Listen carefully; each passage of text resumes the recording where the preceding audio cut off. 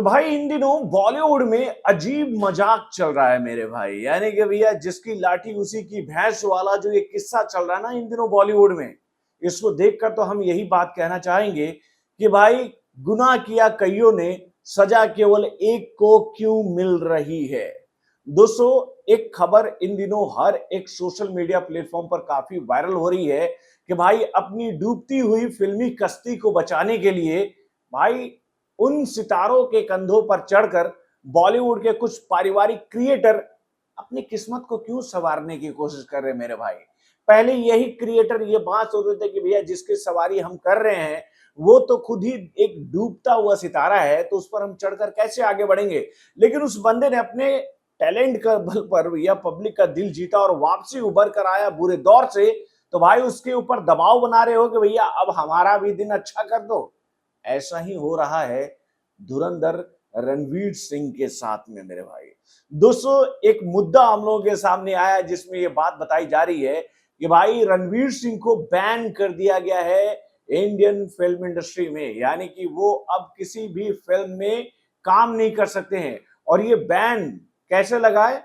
तो भाई जो एक लॉबी है ना बॉलीवुड की, जो कि एक ऑरा बनाकर रखी है कि भैया इस गोल में अगर आपको काम करना होगा तो हमारे मुताबिक करना होगा। अगर तुम हमारे गोल के खिलाफ जाओगे तो हम तुमको गोल पोस्ट से ही बाहर कर देंगे, जैसे कि कई सारे कलाकारों को हम पहले भी कर चुके हैं। मसला है मेरे भाई डॉन के पार्ट थर्ड का। दोस्तों, आप लोगों को याद ही होगा कि जब डॉन के पार्ट थर्ड का अनाउंसमेंट हुआ था और उस वक्त जब भाई एक कलाकार की ट्रोल टीम ने, यानी कि एक कलाकार की पीआर टीम ने इस फिल्म को लेकर रणवीर सिंह को ट्रोल किया था कि भैया कैसे ये कलाकार हमारे किंग की जगह ले सकता है, इस फिल्म में अगर कोई होगा तो वो डॉन। बोले तो भैया शाहरुख खान हो गए, अन्यथा इस फिल्म को पूरी तरह से बंद कर दिया जाए। और उस वक्त जब इस फिल्म की घोषणा की गई तो भाई इस फिल्म का काम ही नहीं शुरू हो पाया। तो उस वक्त किसने रोका था इस फिल्म के काम को शुरू करने से? और उसके बाद भैया जब रणवीर सिंह की कुछ फिल्में बैक टू बैक फ्लॉप हुई तो भाई ये फिल्म डब्बे में चली गई है, ऐसी खबर हम लोगों के सामने आई थी। लेकिन जैसे ही रणवीर सिंह ने धुरंधर में अपना धुरंधर वाला अवतार दिखाया और उसके बाद भैया अपने कैरियर को चमकाया, तो भाई वही लोग जो कि भैया डॉन को लेकर ज्यादा सीरियस नहीं थे, वो दौड़ पड़े डॉन को बनाने के लिए। तो भैया डॉन का काम रोका किसने था? पहले ये बात तो क्लियर हो, क्योंकि भैया रणवीर सिंह ने एक बात कह दी है कि आप लोगों ने भले ही आनन फानन में मेरे ऊपर रोक लगा दी है, इस फैसले को तो समझने के लिए दोनों पक्षों को जाना चाहिए था कोर्ट में। यानी कि भाई रणवीर सिंह ने इनडायरेक्ट वे में अपने प्रवक्ता के माध्यम से ये बात कह दी है कि वो इस मसले को यहीं तक नहीं छोड़ेंगे, वो तो इस मसले को लेकर जाएंगे कोर्ट में।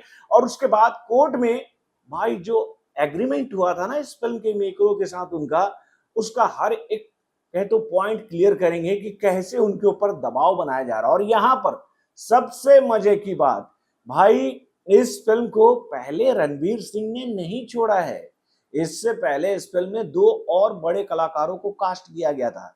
इस फिल्म में नजर आने वाली मुख्य अदाकारा यानी कि कियारा आडवाणी और भैया इस फिल्म में नजर आने वाले दूसरे कलाकार विक्रांत मेसी ने पहले ही छोड़ दिया था।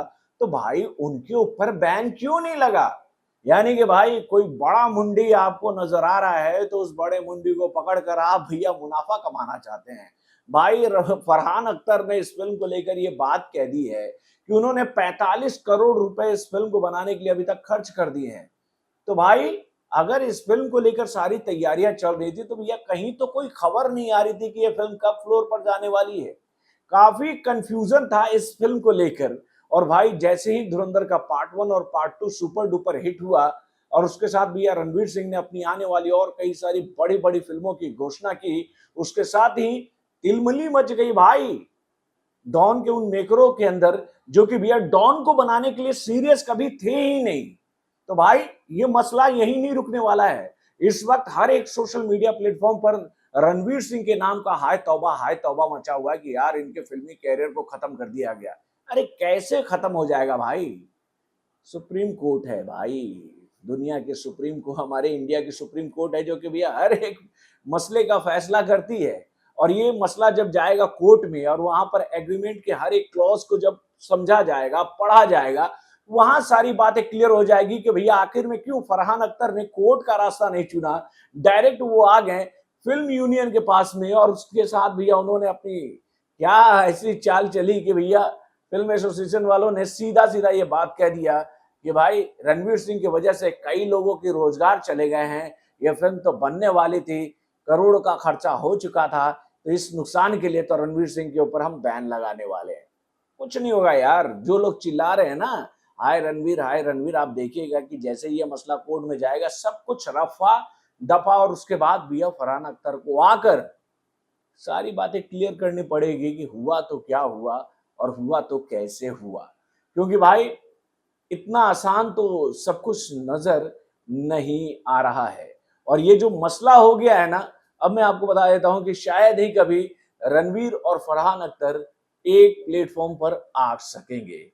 वैसे आप लोग अपने कमेंट के माध्यम से हमें जरूर बताइएगा कि भैया रणवीर सिंह के साथ में ये जो सब कुछ हो रहा है ये सही हो रहा है क्या? क्योंकि आप लोग को याद ही होगा कि जब डॉन के पार्ट 3 का अनाउंसमेंट किया गया था उस वक्त कितना ट्रोल किया गया था रणवीर सिंह को इस बात के लिए कि कैसे ये शाहरुख खान की जगह ले सकते हैं, कैसे ये शाहरुख खान को रिप्लेस कर सकता है।